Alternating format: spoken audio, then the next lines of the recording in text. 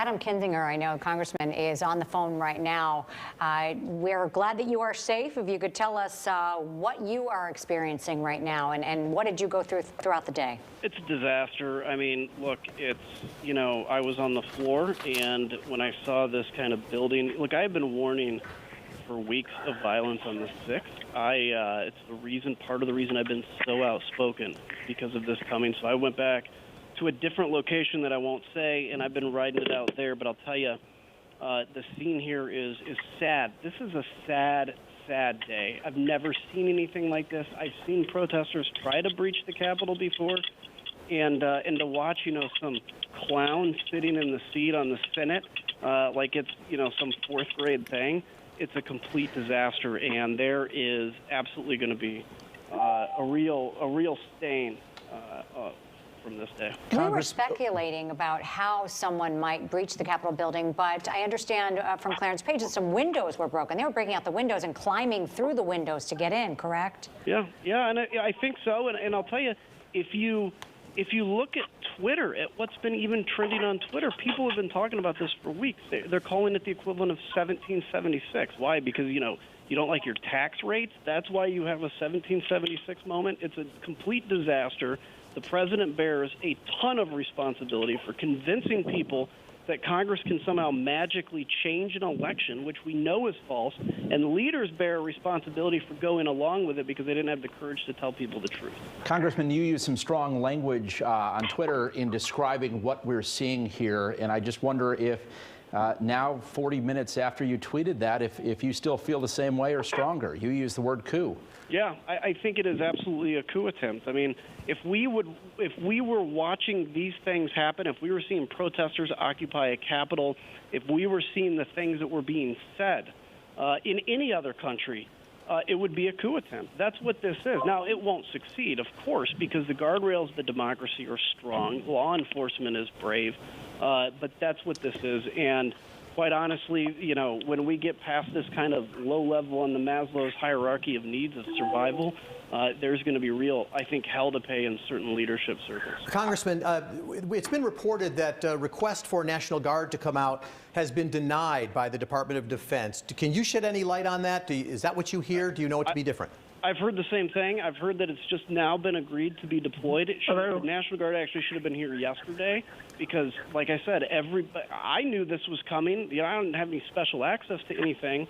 I'm glad they're finally coming, but the president runs the National Guard of D.C. That is the only place the president has command and control without federalizing them. And so to finally do it is good. But the damage has been done. I mean, we're going to walk through the Capitol and see stuff broken, destroyed, disrespected, this people's house that is the only thing that has separated us from other countries.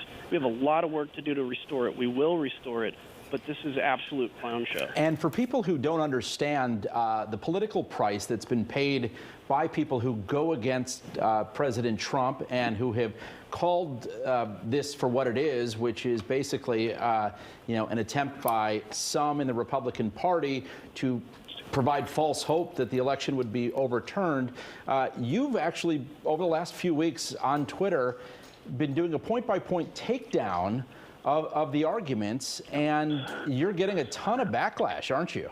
I am, and look, I don't know if it'll be vindicated because of this or not.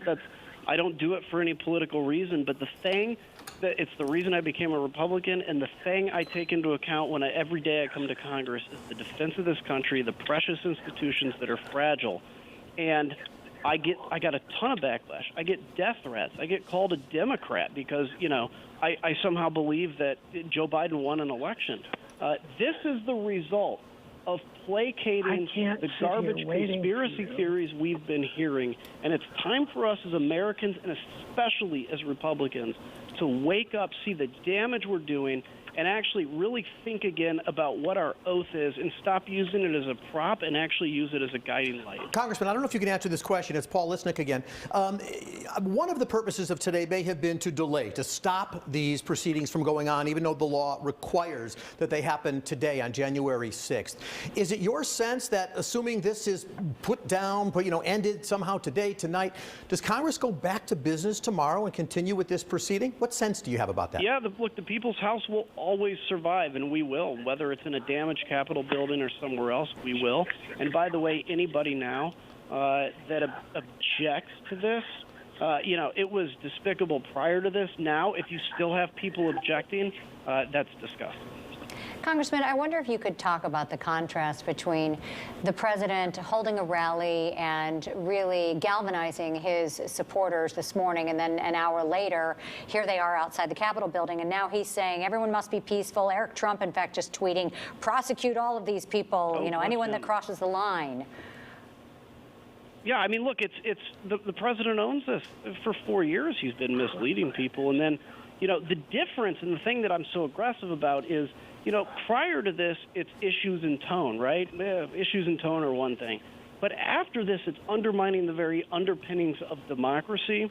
And so for him to have given people false hope that want him to be president, for him to say it was stolen, for all this stuff, it's expected. This is what we see, and then to stand up in front of a crowd today is a disaster. Congressman, I wonder if you could talk about your colleagues and the experience that you had there, because we're looking at some pictures where they were hovered, underneath the desks there. And now we're looking at some of the protesters on the floor here. But talk about your colleagues and how people handled this, because I have to imagine with guns drawn and windows breaking and the Capitol building breached, there had to be a lot of fear there. What was the situation? Was it chaotic? Was it calm?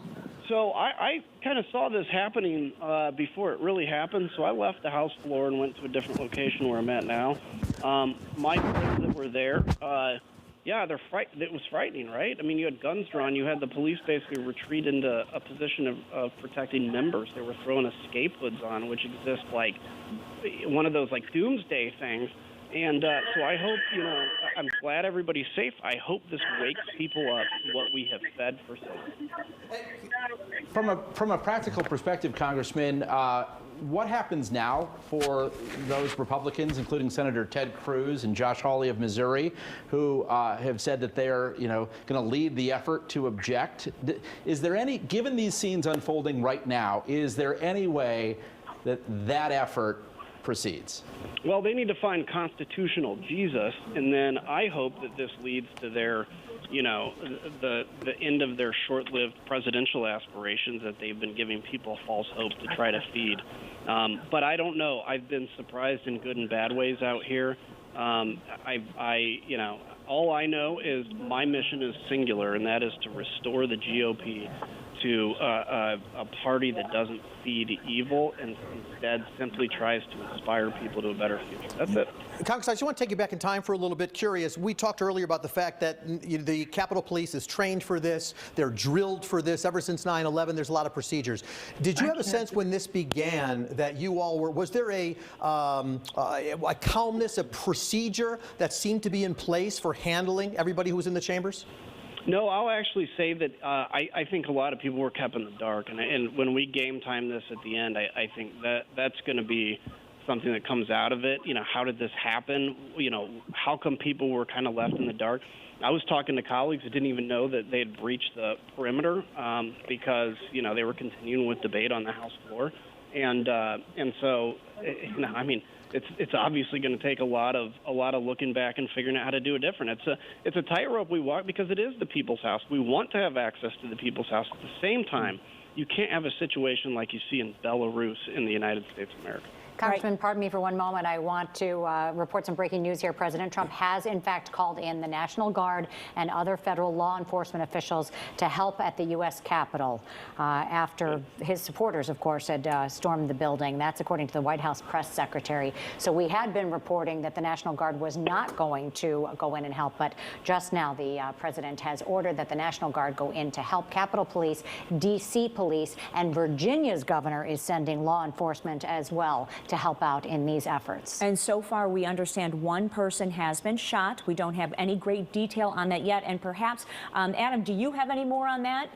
No. Injuries on your end? Not at all. No, I don't. I tell you, though, for a while, and I had to shut my window, but for a while I was hearing a lot of booms. I assume, whether they were tear gas canisters or flashbang grenades, but there was certainly quite a bit of less than lethal weaponry being deployed, and that was even both before and during and after the Capitol was breached. I know for many months you've expressed concern about the state of the Republican Party and its future, as it's been dominated for the last 4+ years by President Trump. I wonder what you think this does for our ability to have an honest two-party debate about significant issues that needs to be had.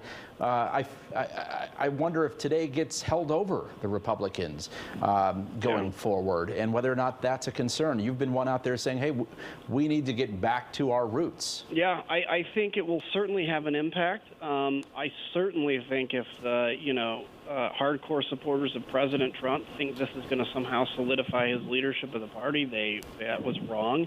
And I think there needs to be a serious internal fight, basically, to restore the GOP to what we need to be. This is just not what anybody who ever became a Republican ever signed up for. Well, and that's been the ongoing debate, right? Is this a party of Trump or is this the GOP? And I think you are making a clear argument that it doesn't represent the party that you knew. That's right. That's right. I think, the bottom line is this is not the party we knew. This is a party that is not right now driven by principle. It's driven by a personality. And I think, this is going to be a real wake-up moment and one that we need to have. And we'll have some time to deal with it. But right now, we just got to restore order to the people's house, which I never imagined I'd have to say in my life. Congress, I know that a lot of congressmen had their staffers. They wanted them in place by 9 a.m., don't park on the street, that kind of thing. Did you or any other congressman, to your knowledge, give staffers the day off today, saying maybe it's best you not be around? Yeah, actually, I did. I'm the only one in the office. My staff is teleworking, and I started that actually yesterday with them. So I have no staff here, which is good, because it's nothing anybody should have to live through. And were you escorted back to your office, or did you just make it back there on your own? I made it back prior to all that happening because I saw it happening. So I've been pretty much hunkered down for a while, and I don't plan to move anytime soon. We're hearing now from House Speaker Nancy Pelosi and Senate Minority Leader Chuck Schumer calling on President Trump to demand that all of the protesters leave the U.S. Capitol and the Capitol grounds immediately. The president has tweeted several times that he wants people to be peaceful, but has not told people to disband specifically. Yeah, I mean, he needs to. He fed this. And if he says, look, the election's over, Biden won, I was grifting you, and I was, for my own personal, because I don't like to admit defeat, telling you something else, you shouldn't have stormed the Capitol, I think they'd leave. I mean, these are people that are fiercely loyal to him. But right now, I've just seen nothing but, childish, weak tweets. And this is a guy that certainly knows how to tweet strongly. Congressman Adam Kinzinger, Republican from Shanahan, I know you've got to go. Thank you so much for being with us and providing your perspective of what's unfolding right now live in Washington, D.C. Thank you, sir. You bet. Thanks, guys.